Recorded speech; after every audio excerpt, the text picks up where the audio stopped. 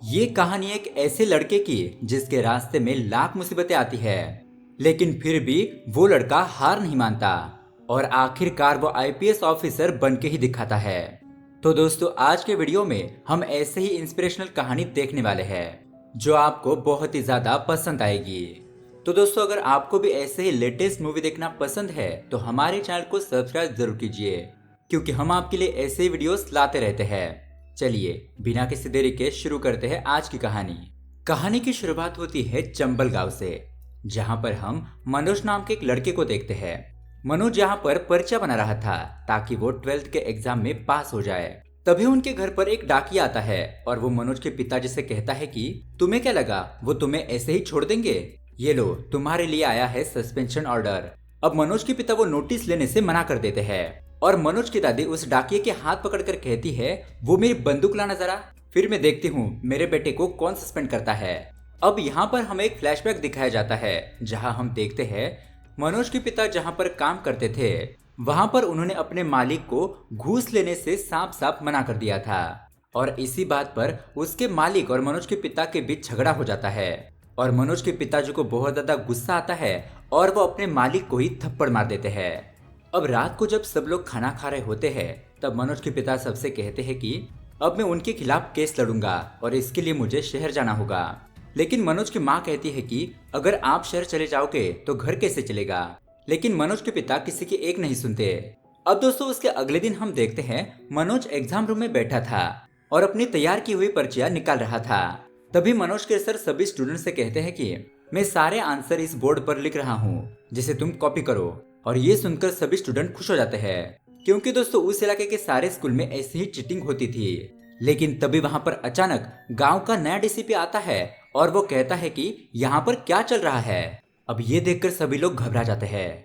अब यहाँ पर स्कूल का प्रिंसिपल डीएसपी को धमकी देता है और कहता है कि ये विधायक जी का स्कूल है और उसे भी घूस देने लगता है। लेकिन डीएसपी उसकी एक भी बात नहीं सुनता और प्रिंसिपल को अरेस्ट करके अपने साथ ले जाता है। उसके कुछ दिन बाद हमें पता चलता है कि चीटिंग न करने की वजह से मनोज 12th में फेल हो गया है और यहाँ पर मनोज के पिता केस लड़ने के लिए शहर चले जाते हैं, जिसके कारण मनोज की माँ को घर की चिंता होने लगती है। लेकिन रात को मनोज और उसका भाई कमलेश घर पर आते हैं और अपनी माँ के हाथ पर पैसे देकर बोलते हैं कि हम कल से गाड़ी चलाएंगे, जिससे कि हम लोगों को एक जगह से दूसरी जगह छोड़ने का काम करेंगे। अब उसके अगले दिन ये दोनों अपने गाड़ी में लोगों को बिठाकर दूसरी जगह पर ले जा रहे थे। लेकिन तभी रास्ते में एक आदमी उन्हें रोक लेता है और उनकी गाड़ी में जितने भी लोग थे उन्हें अपने बस में बिठाने के लिए कहता है।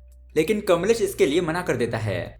फिर वो आदमी उन्हें धमकाने लगता है और कहता है कि ये विधायक जी की बस है, ऐसी खाली नहीं जा सकती, तुम्हें इन लोगों को हमारी बस में बिठाना ही होगा। ये देखकर कमलेश को बहुत ज्यादा गुस्सा आ जाता है और वो उस आदमी को चप्पल से मारकर वहां से चला जाता है। अब उसके बाद होना क्या था, थोड़ी दूर जाने के बाद पुलिस वाले उन दो भाइयों को अरेस्ट कर लेते हैं, क्योंकि उन्होंने विधायक के आदमी को मारा था। इसीलिए विधायक ने उन्हें झूठे केस में फंसा दिया था। उसके बाद वो पुलिस वाले उन्हें बहुत जोर से पीटने लगते हैं और उसमें से एक पुलिस वाला उन दोनों के बाप को चोर कहता है। ये देखकर मनोज को बहुत ज्यादा गुस्सा आता है और वो उस पुलिस वालों को मारने की धमकी देता है। ये सुनकर वो पुलिस वाला मनोज को जेल से बाहर निकालता है और उससे कहता है कि या तो तू आज मुझे मार दे या फिर मैं तेरे भाई को मार दूंगा। लेकिन यहाँ पर मनोज अपना दिमाग लगाता है और वहां से भागकर सीधा डीएसपी के घर पर चला जाता है, क्योंकि मनोज को मालूम था कि डीएसपी एक सच्चा इंसान है। अब मनोज यहाँ पर डीएसपी को सारी बातें बताता है और वो तुरंत ही पुलिस स्टेशन पहुंच जाते हैं। थाने पहुंचने के बाद डीएसपी कमलेश और मनोज को उसके घर भेज देता है और उन पुलिस वालों को डांटने लगता है। उसके बाद डीएसपी अपने घर पर जा रहा था, तभी वो उन दोनों को रास्ते में देख लेता है और उन्हें लिफ्ट दे देता है। अब वहां पर मनोज डीएसपी से कहता है कि सर, मुझे आपकी तरह बनना है। तो डीएसपी मनोज को कहता है कि इसके लिए तुम्हें चीटिंग छोड़नी होगी और मेहनत करके पढ़ाई करनी होगी। उसके बाद वो दोनों अपने घर चले जाते हैं। फिर हमें एक साल के बाद का सीन दिखाया जाता है और हमें पता चलता है कि डीएसपी का ट्रांसफर हो गया है और अब यहाँ पर स्कूल में सभी बच्चे दबाकर चीटिंग कर रहे हैं, लेकिन मनोज नहीं, क्योंकि मनोज के कानों में डीएसपी के शब्द अभी भी गूंज रहे थे कि तुम्हें चीटिंग छोड़नी होगी और मेहनत करके पढ़ाई करनी होगी। अब बिना चीटिंग के मनोज 12th में पास हो जाता है और आगे के 3 साल मन लगाकर पढ़ाई करता है। यहाँ घर का खर्चा चलाने के लिए मनोज की माँ अपने घर के सारी गायों को बेच देती है और अब मनोज यहाँ पर ठान लेता है कि वो कैसे भी करके डीएसपी ऑफिसर बन के ही रहेगा। उसके बाद मनोज जिस दिन बीए क्लियर कर लेता है उस दिन मनोज की दादी उसे अपने पास बुलाती है और उसे अपने पेंशन के बचे हुए पैसे देकर कहती है कि अब तू जा और डीएसपी बन के ही वापस आना। उसके अगले दिन हम देखते हैं कि मनोज ग्वालियर जाने के लिए बस में बैठ जाता है, लेकिन थोड़ी दूर जाने के बाद उसे नींद आ जाती है और जब ग्वालियर पहुंचने के बाद कंडक्टर उसे उठाता है तब मनोज को पता चलता है कि उसका सारा सामान तो चोरी हो चुका है। अब ना तो उसके पास घर लौटने के लिए कोई साधन था और ना ही उसके जेब में एक भी पैसा। अब मनोज वहां पर कोचिंग के लिए भटक रहा था, तब उसे पता चलता है कि डीएसपी की भर्ती पर रोक लगा दी गई है क्योंकि सरकार के पास उन्हें देने के लिए पैसे ही नहीं है। ये जानने के बाद बेचारा मनोज निराश हो जाता है और 2 दिन तक एक ढाबे के आगे भूखा ही बैठा रहता है और जब उसे भूख बर्दाश्त नहीं होती तब वो ढाबे के अंदर जाकर कहता है कि साहब मुझे खाना दे दो, बदले में मैं यहाँ पर कुछ भी काम कर लूंगा। अब उस ढाबे का मालिक अच्छा था इसलिए वो मनोज को फ्री में खाना देता है और वहां पर काम पर रख लेता है। उसके बाद मनोज उस ढाबे वाले को अपनी दुख भरी कहानी सुना रहा था और तभी वहां पर एक सुंदर नाम का लड़का बैठा था, वो भी ये सुन लेता है। तब सुंदर मनोज से कहता है कि भाई मेरा भी डीएसपी का एग्जाम रद्द हो गया है और मैं भी अब घर जा रहा हूँ, इसलिए तू भी अपने घर पर चला जा। लेकिन मनोज कहता है कि नहीं भाई, मैं अपने घर पर नहीं जा सकता, मेरे घर वालों को मुझसे बहुत बड़ी उम्मीदें है और तो और मेरा सामान भी चोरी हो चुका है। तभी सुंदर को उसके पिताजी का फोन आता है और वो उसे कहते हैं कि बेटा तू दिल्ली चला जा और वहां पर जाकर यूपीएससी की तैयारी कर। फिर सुंदर मनोज को कहता है कि मैं तो अब दिल्ली जा रहा हूँ। तब मनोज उसे कहता है कि यह आईपीएस क्या होता है। सुंदर हंसते हुए मनोज से कहता है कि क्या तुम्हें आईपीएस के बारे में पता नहीं है। फिर सुंदर उसे बताता है कि आईपीएस डीएसपी से भी बड़ा होता है। ये सुनने के बाद मनोज उसे कहता है कि अब मुझे भी आईपीएस बनना है, सुंदर भाई मुझे भी अपने साथ ले चलो ना, तुम जो भी कहोगे मैं वो सब कुछ करूंगा। अब सुंदर को भी उस पर दया आ जाती है और वो उसे लेकर दिल्ली चला जाता है। दिल्ली पहुंचने के बाद ये पहुंच जाते हैं मुखर्जी नगर। वहां पर मनोज अपने जैसे कई स्टूडेंट को देखता है और वो घबरा जाता है। मनोज सुंदर से कहता है कि हम यहाँ पर यूपीएससी क्लियर तो कर पाएंगे ना।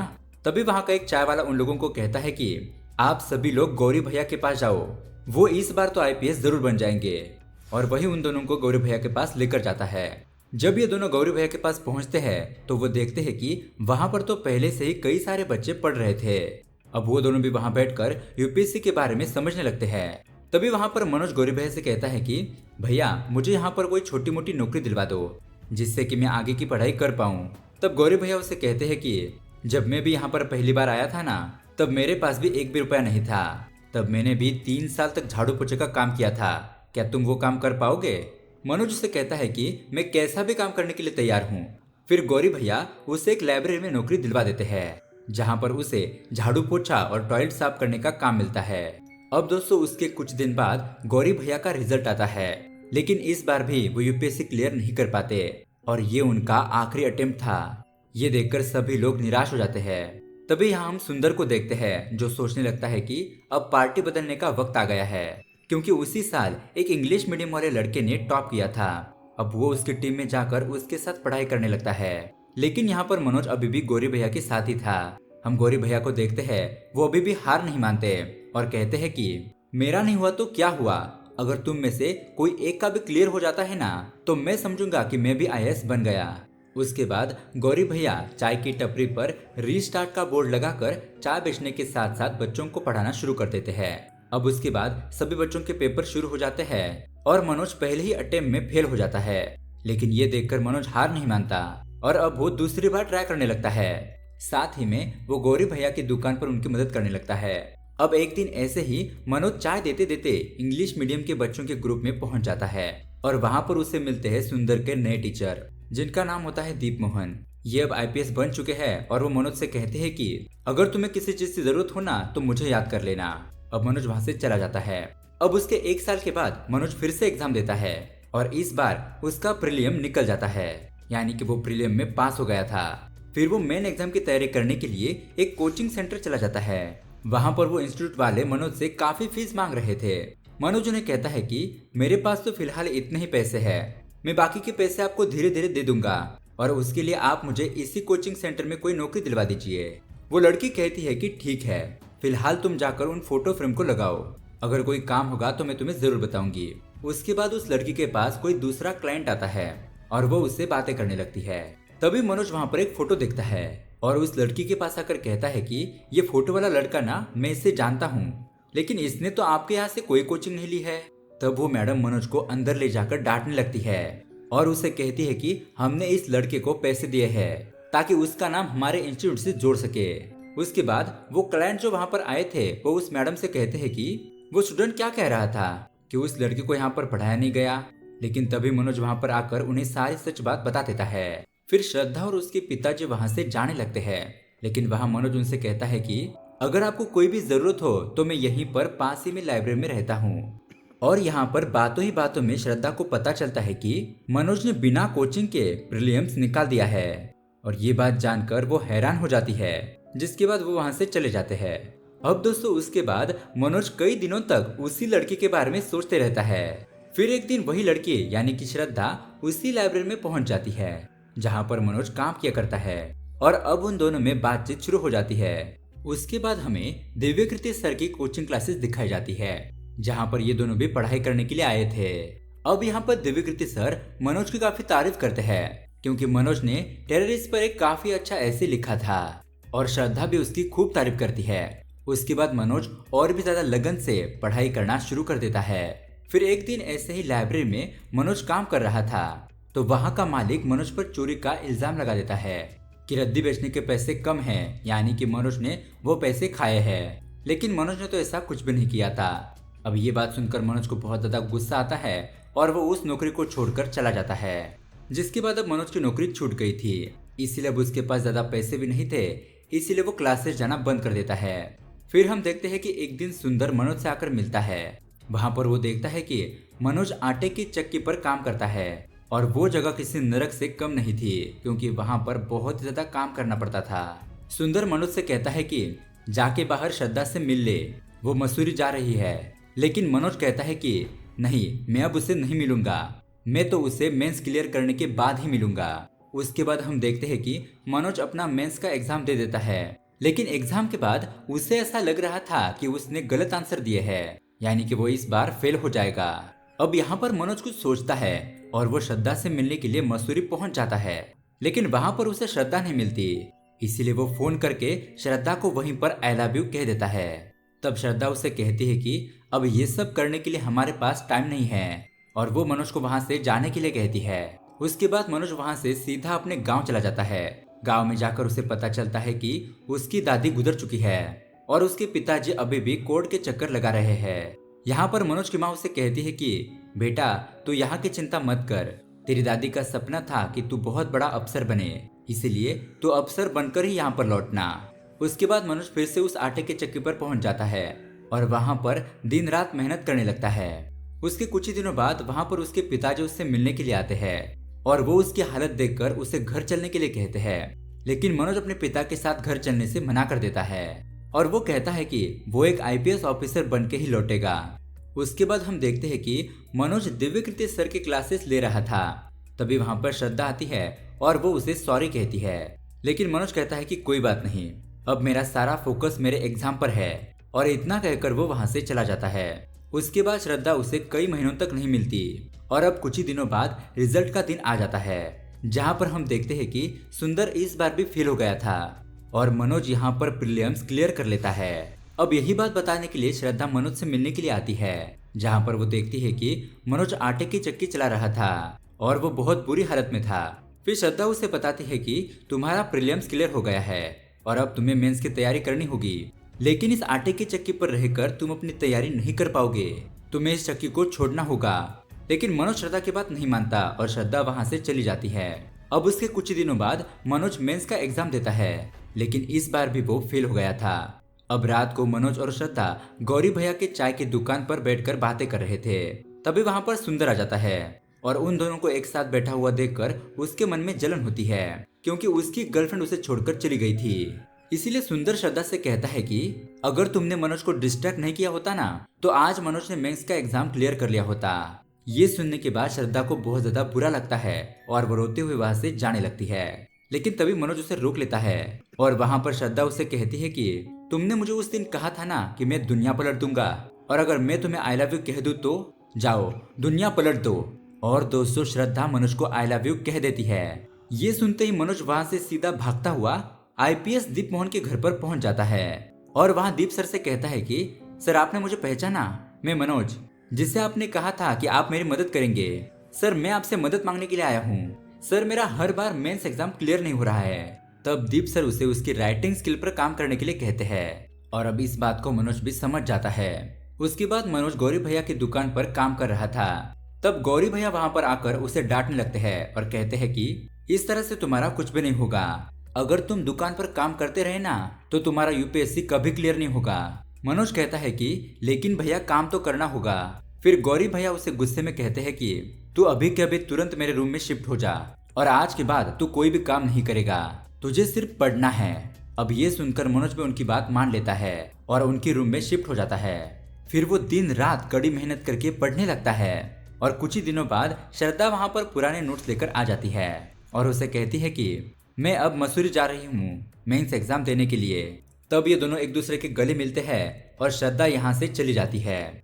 उसके कुछ दिन बाद गौरी भैया मनोज को बताते हैं कि श्रद्धा का मेंस क्लियर हो गया है। ये बात सुनकर मनोज बहुत ही ज्यादा खुश हो जाता है। लेकिन यहाँ पर कुछ ही दिनों बाद मनोज का भी मेंस एग्जाम होता है और वो भी उस एग्जाम में पास हो गया था। लेकिन दोस्तों हम देखते हैं कि इस बार भी सुंदर फेल हो जाता है और यही बात वो अपने पापा को बता रहा था। तभी वहां पर मनोज आता है और वो उसे कॉल करने के लिए फोन मांगता है क्योंकि उससे थोड़ी श्रद्धा से बात करनी थी। लेकिन उस वक्त सुंदर गुस्से में था, इसीलिए वो मनोज को कहता है कि साले मैं तुझे यहाँ पर लेकर आया, लेकिन तुझे तो यहाँ पर कुछ घंटा भी फर्क नहीं पड़ रहा है कि मैं यहाँ पर फेल हो गया हूँ। अब इन दोनों में झगड़ा होता है और वो दोनों वहां से चले जाते हैं। उसके बाद रात को मनोज के पास श्रद्धा का फोन आता है और श्रद्धा उसे बताती है कि अब मैं यहीं पर ही रहूंगी क्योंकि मेरे पापा को किसी ने हमारे बारे में गलत बातें बताई है। तभी मनोज को शक होता है कि ये सब कुछ सुंदर नहीं किया होगा और वो सुंदर को कॉल लगाता है। लेकिन उसे पता चलता है कि सुंदर तो जेल में है, इसीलिए वो जाकर सुंदर को जेल से छुड़वाता है। फिर वो उसका मोबाइल चेक करता है। तब सुंदर उसे कहता है कि मुझे माफ कर दे भाई, मुझसे गलती हो गई। लेकिन मनोज वहां से गुस्से से चला जाता है। उसके बाद हम देखते हैं कि मनोज का इंटरव्यू का दिन आ जाता है और गौरी भैया यहाँ पर उसे टाई पहना रहे थे। तभी वहाँ पर श्रद्धा आ जाती है और वो उसे बताती है कि मैं एक डेप्यूटी कलेक्टर बन गई हूँ। अब ये बात सुनकर मनोज बहुत ही ज्यादा खुश हो जाता है। उसके बाद श्रद्धा और मनोज ये दोनों मिलकर सुंदर से मिलने के लिए जाते हैं, जहाँ पर मनोज सुंदर को थैंक यू कहता है और कहता है कि अगर तू मुझे यहाँ पर नहीं लेकर आता तो मैं यहाँ तक कभी पहुँच नहीं पाता। और उसके बाद सुंदर भी मनोज को ऑल द बेस्ट कहता है और श्रद्धा से माफी भी मांगता है और उन सब में दोबारा से दोस्ती हो जाती है। उसके बाद दोस्तों मनोज इंटरव्यू देने के लिए चला जाता है। वहाँ इंटरव्यू में उसे पूछते हैं कि तुम 12वीं में फेल कैसे हो गए।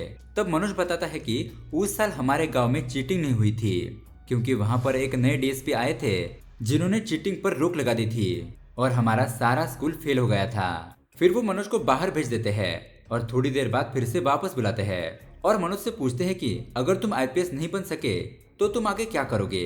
तब मनोज बताता है कि मैं अपने गांव में वापस चला जाऊंगा और वहां के बच्चों को पढ़ाऊंगा ताकि वो कभी भी चीटिंग ना करे। उसके बाद और कुछ सवालों से ये इंटरव्यू खत्म हो जाता है। अब मनोज को यहाँ पर ऐसा लग रहा था कि उसका लास्ट अटेम्प्ट भी वेस्ट हो गया।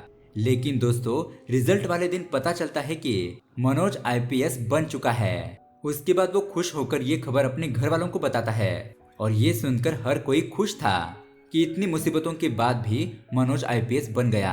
दोस्तों उसके बाद मनोज अपनी ड्रेस पहनकर एक पुलिस स्टेशन जाता है जहां पर डीएसपी सर मनोज को सैल्यूट करते हैं और वो वही डीएसपी थे जिन्होंने मनोज को चीटिंग करने से रोका था। फिर मनोज डीएसपी सर से कहता है कि सर आपने मुझे पहचाना और डीएसपी सर उसे देखकर बहुत खुश हो जाते हैं। और दोस्तों ये मूवी यहीं पर एंड हो जाती है। तो दोस्तों आपको ये इंस्पिरेशनल स्टोरी कैसी लगी हमें कमेंट करके जरूर बताएं। साथ ही ऐसे ही मूवीज के एक्सप्लेनेशन वीडियोस देखने के लिए हमारे चैनल को सब्सक्राइब जरूर कीजिए।